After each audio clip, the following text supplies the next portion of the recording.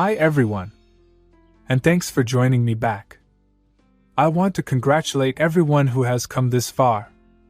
We only have 2 more easy lessons left after this lesson, so let's give one last push and get going. We will start this lesson by creating the nice action button that we see in the example. We can create the button directly here inside the master comp and then insert the layers we will create into a separate pre-comp. Or we can already create a new pre-comp within which we will create the button. In our case, we will work according to the second option and create a new empty pre-comp. So let's go to Composition, New Composition. Change the name to Call to Action. Leave the length at 12 seconds and click OK. And now we are automatically inside the pre-comp we created. Obviously, we still don't see the pre-comp inside the master comp because we haven't inserted it into the master comp yet. I work this way so that you know that sometimes this can be your workflow. In some cases, we create the layers and then pre-compose them. But sometimes it's better first to create the pre-comp and within it, create the layers. So, first of all, let's create a text layer using the text tool. Click once to open a text line and write, "Download the app today." Change the font to regular. On second thought, let's change the font to Uni via Pro, which you can find in the project's main folder. We will change the style to book, the font size to 30, and place the anchor point in the center, Ctrl-Alt-Home. Now we will place the layer in the center of the frame, Ctrl-Home. Now let's make sure we don't select any layer. Now let's select the rectangle tool, leave the color white, get a little closer and create a rectangle a little bigger than the text. Let's place it in the center and move it below the text. Now we will enter the rectangle path to reach the roundness parameter and round the corners in this way. Or simply write 100. Let's scale up the layer a bit, press S, and set the scale to 120. In my opinion, the font should be bolder. Let's go back to Selection tool. Zoom out a bit, and see what it looks like. Looks nice. Now, as you can see, the pre-comp is very large compared to the button. We don't need all that size. That's why we'll go into the composition settings and change the size to 600 in width and height to 400. Maybe 200 is better. Click OK, and here we are done, creating the button. Now we'll go back to the master comp and drag the button's pre-comp into the master comp. We probably don't see the button, because it is also white, like the background.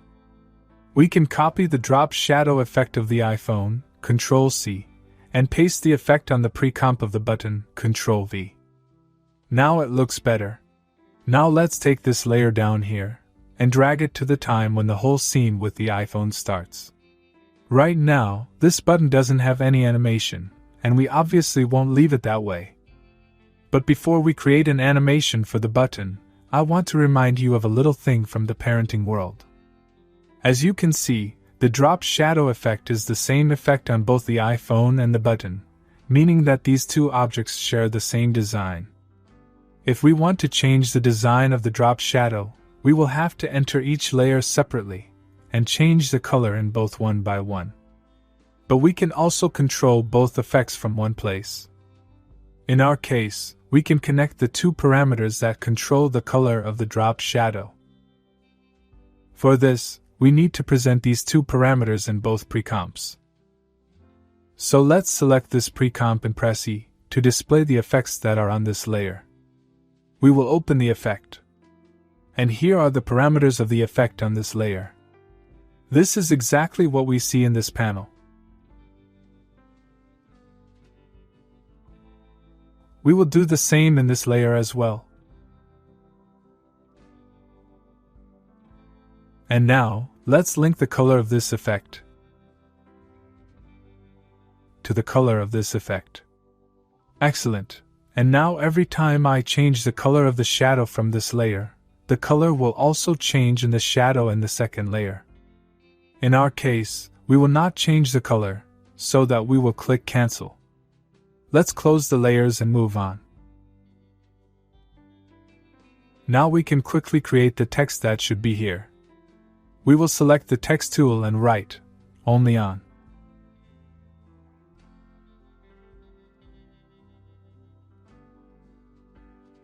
Let's open the grid. Place the text above the logo. And align it according to the grid.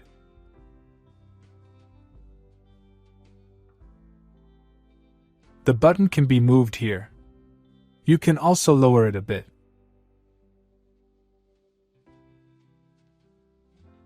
Now we can create an entry animation for these two layers.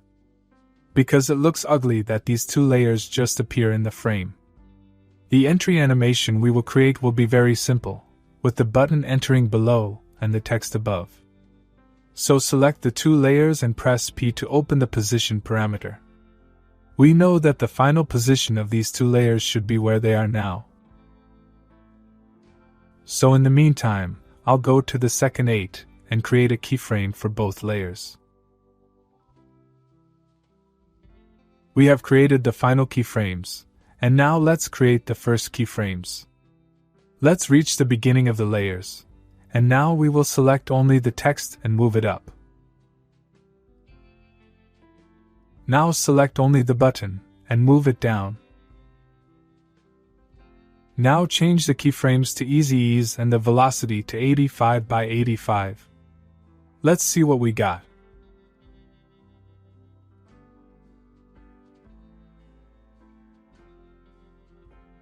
You can place these two layers below the logos so that they are next to each other. Let's enter these layers a little after the logo.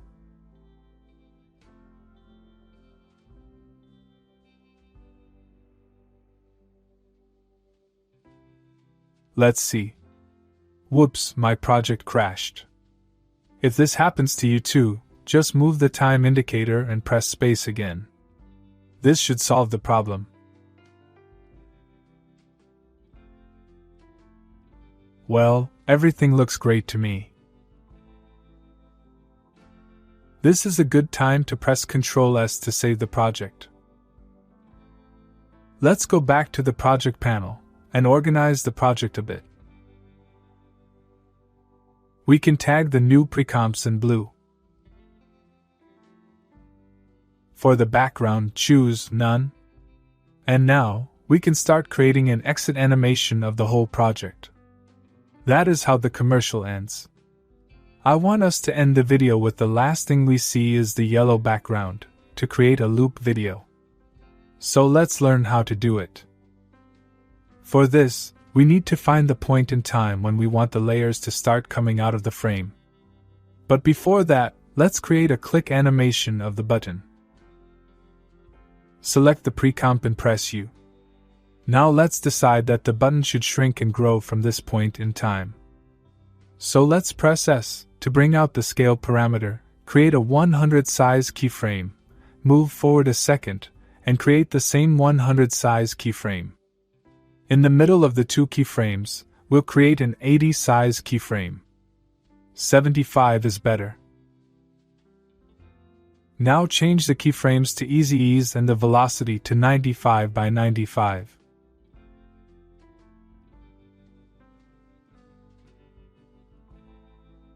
I don't like it.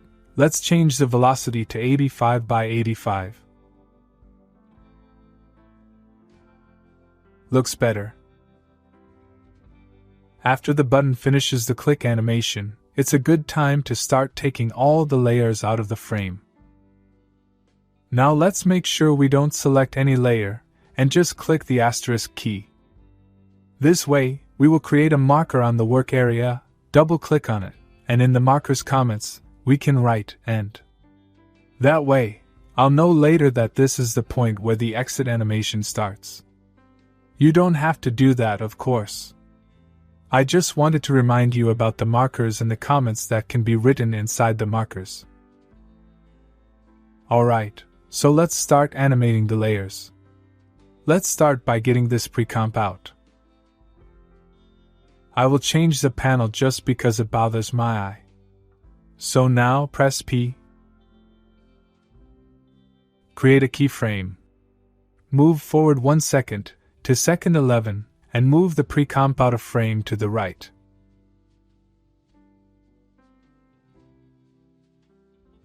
Now let's do the same thing to this pre-comp.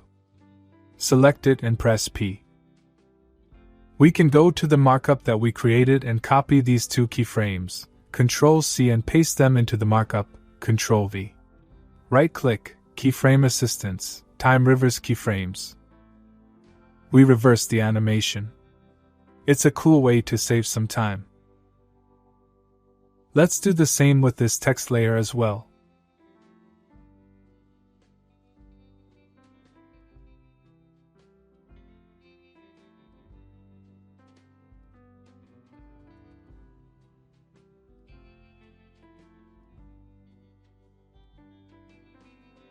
Now let's take out the pre-comp of the logo, stand again at the point we marked with the marker, press P, create a keyframe, move forward to second 11, and move the pre-comp out of the frame to the left.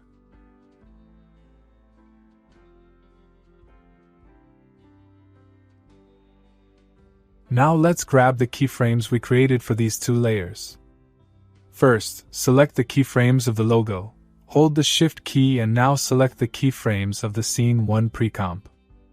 Press F9 and change the velocity to 85 by 85. Let's see how it looks.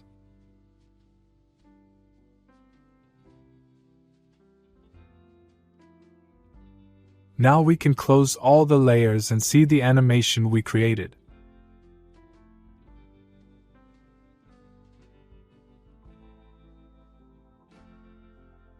I didn't really like the exit animation we created for the button and text. Let's see how we change it. So let's start with the button. Click P to see the keyframes of the position parameter. We obviously don't change this keyframe, because here, the button has to stand before it goes out. But I do want to change the second keyframe. So I'll delete it, and now I'll choose a new place where the button should go at the end of the video. For example here. The same is done with the text. This is how we change the keyframes if we are not satisfied with the animation. When we change the keyframes, we always have to check that the new ones maintain the same easy ease as the other ones. And now we can create a little delay between the layers, so the layers don't all come out at the same time.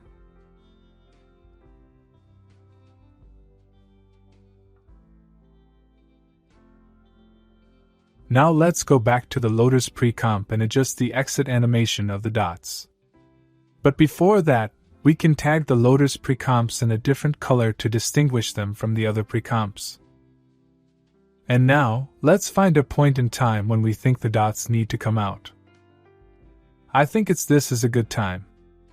Now let's enter the pre-comp, select the keyframes of the exit animation, and move them closer to the time indicator. Let's see how it looks. We should start taking them out a little earlier, maybe from here.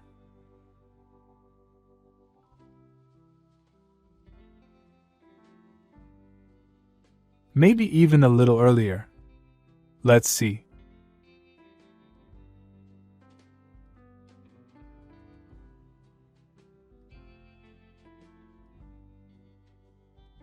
Yes, it's better now. We will save the project and move on.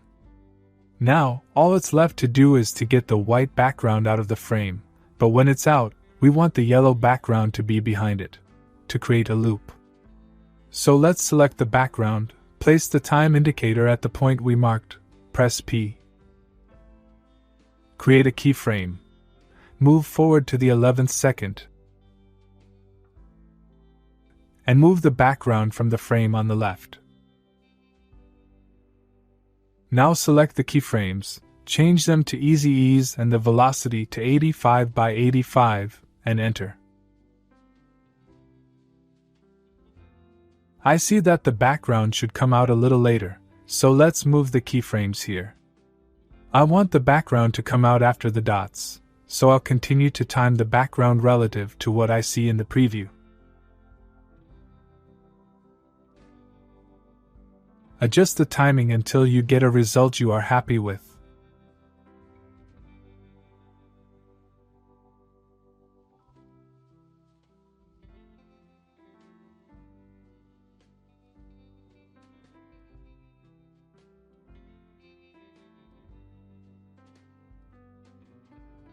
Now copy the background from the first loader's pre-comp and paste it into the master comp.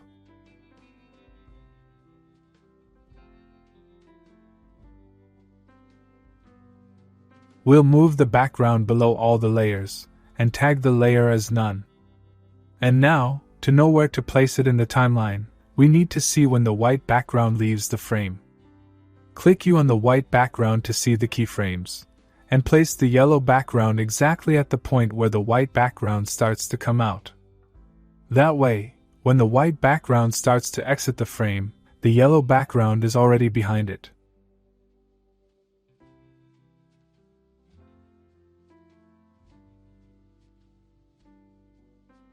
Great, so at this point, our entire animation actually ends, so let's stand here with the time indicator and press N to shorten the work area.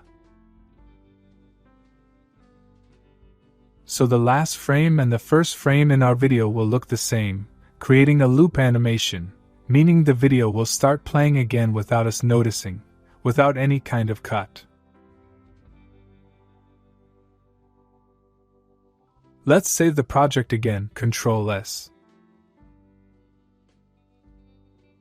Now is a good time to organize the project in the project panel. Let's do this. Select all the pre-comp and put them in the comps folder. We can delete this layer from the composition. Of course, we did not delete the file itself from the project. It is here. We'll save it again and see all the animation we've created so far. If we want to see the preview on the whole screen, we can stand here with the mouse and press the tilde key.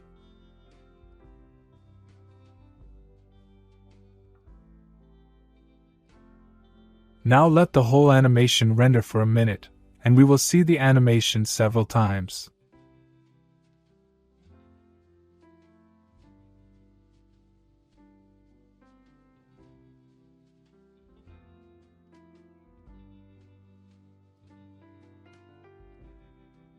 To exit the big screen, press the tilde key again.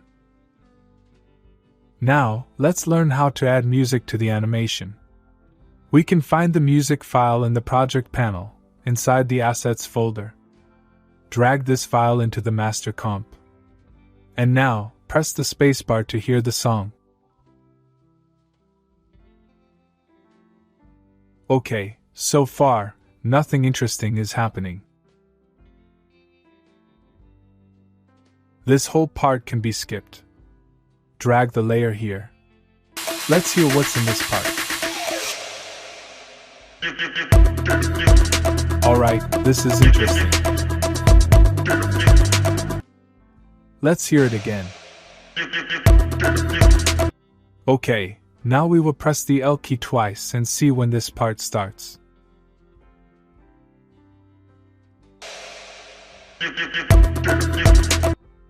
Now we can place the layer at the beginning of the animation and try to match the song's interesting part, with the yellow backgrounds flickering. Continue to place the layer in relation to the animation of the yellow background, until you reach a result you are satisfied with.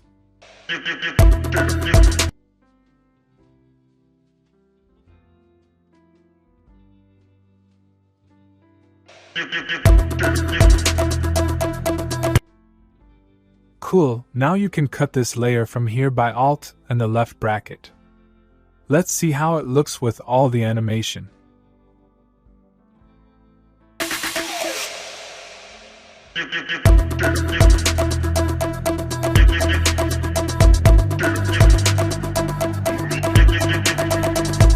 Now let's continue to organize the project.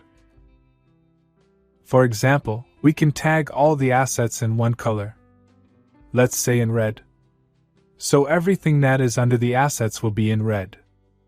All compositions are in blue. And all the solids and nulls are in yellow. You don't have to do it. It just looks neater to the eye. Alright, and now before we end the lesson, I want to talk about the last tool on the layer panel topic. This tool is called Collapse. I'm talking about this little thing here. Let's try to understand what it is, and why we need to know it. To understand this tool, let's go into the pre-comp of the logo. As you know, the layers of the logo were imported from Illustrator. Now, if I go back to Master Comp and scale the size of this pre-comp, as you can see, it looks pixelated. Not in good quality. If I zoom in, you can see the difference between something sharp and something pixelated. If I increase it further, then the quality will look even worse. Luckily, as we said, we imported it from Illustrator, meaning it was created in Illustrator, and everything created in Illustrator should be a vector file. Soon you'll see what I mean. In the meantime, let's click here so we can see the collapse button. I don't know how many of you know, but Illustrator is a vector software, meaning no matter how big the shape we create in Illustrator, it will always be sharp at maximum quality. I will explain what I mean. For this, let me open the Illustrator file of the logo. I can find the original file on my computer quickly. Right-click on the layer, go to Reveal, and choose Reveal in Explorer. Now I will open the file where this layer is located and show you what I mean. So here I have the original Illustrator file open. And now, if I grab this shape, scale it up, and get close to the shape, it will still be full quality. Not pixelated. Vector. Unlike what happened to us in After Effects. I press Ctrl-Z. The Collapse tool basically tells After Effects to keep the original information of this layer, and the original information of this layer is that it is a vector layer, because it was created in Illustrator. So if I turn on the Collapse and scale this layer, we'll see that this shape maintains full quality, just like in Illustrator. If I turn off the Collapse, then the quality seems to be very pixelated. When it's the original size, we don't have a problem, but if we need to enlarge a layer we brought from Illustrator, then we can activate the Collapse. That way, the quality will be preserved no matter how much we increase the layer. I will press Ctrl-Z a few times until I get to the starting position. And even though we don't really enlarge these layers, I still want us to select the collapses on all layers. If we go back to Master Comp, you'll notice that even though we mark the layers in collapse, we still see the pixelated logo. Why is it happening? Because I also need to select the collapse for the pre-comp itself. And thus, I will actually tell After Effects to keep the original information that is in this pre-comp, and the original information of the pre-comp is that all the layers there are marked with collapse. So let's select the collapse here as well, and it seems that the quality has improved significantly, no matter how much we scale the pre-comp. And that's all about collapse. Note that when the collapse is activated, then the rendering times will be longer, and the project can work a little slower. This happens because the collapse maintains the maximum quality of the layer. Okay, so with this, we have finished animating the entire video, and with this, we also finished the lesson. In the next lesson, we will learn about rendering. See you there.